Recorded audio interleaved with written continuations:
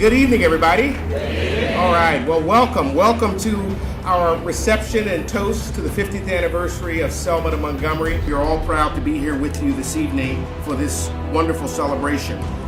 So I'm very pleased to be here, and let me just suggest that as we look at 50 years, it's almost hard to believe that half a century has passed.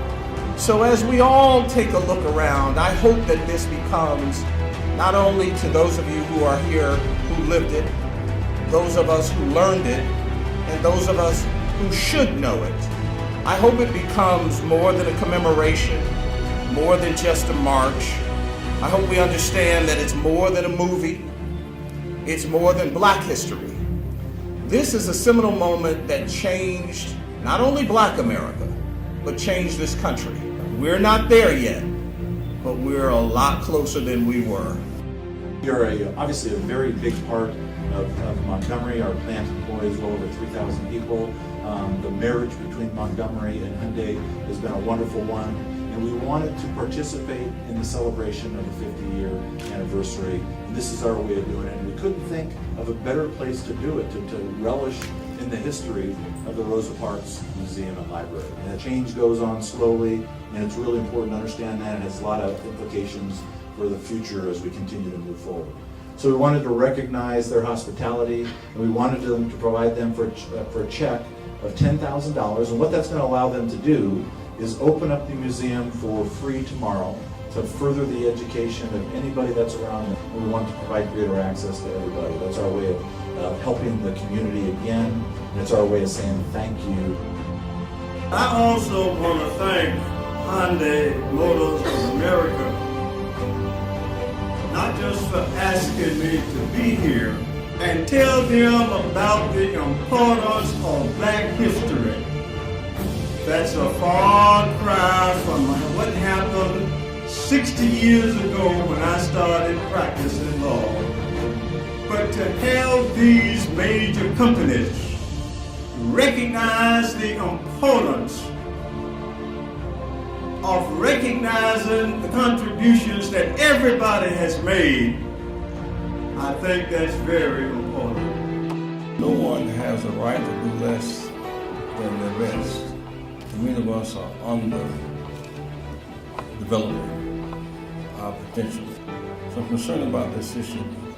But why don't we have at every high school graduation, kids 18 years old age coming across the stage, with the diploma in one hand and for the car in the other? There's no George Wallace to stop us. There's nothing to stop us. Every high school student 18 that will be is eligible to have as a part of their basic kind of bar mitzvah ritual. Vote the card and if they don't, they've not been taught basics of this. I want all of you to enjoy this weekend. But you know, it's more than just a weekend celebration or commemoration, if you will. It really is about recommitting ourselves to the ideals that those marchers marched for, right? They marched for the right for all of us as Americans to vote. And I think that the best tribute we can all give them is by remembering to vote in every single election. We're living in times where if we come here to Selma and only commemorate and celebrate without a commitment to continue, then this time we spend here will not have been as purposeful as it should be.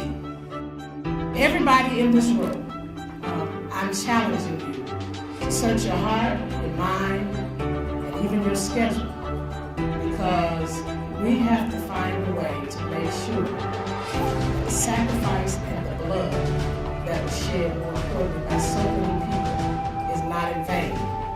That we can move forward 50 years knowing that what they secured 50 years ago, that we're going to make sure that it's not disentangled, but it is strengthened, even if it has to be in a new way as we go forward.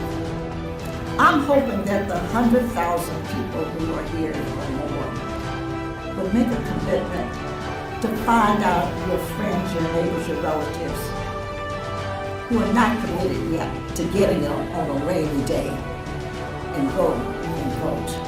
And we pledge ourselves this day, in this Jubilee year, to say we've come too far by faith, and we ain't gonna let nobody turn us around. And so I say thank you to Hyundai, to Dave, and to Safar and Mr. Kim Lee. Keep on keeping on. Economic empowerment and voting is the only way that we're going to move this nation forward.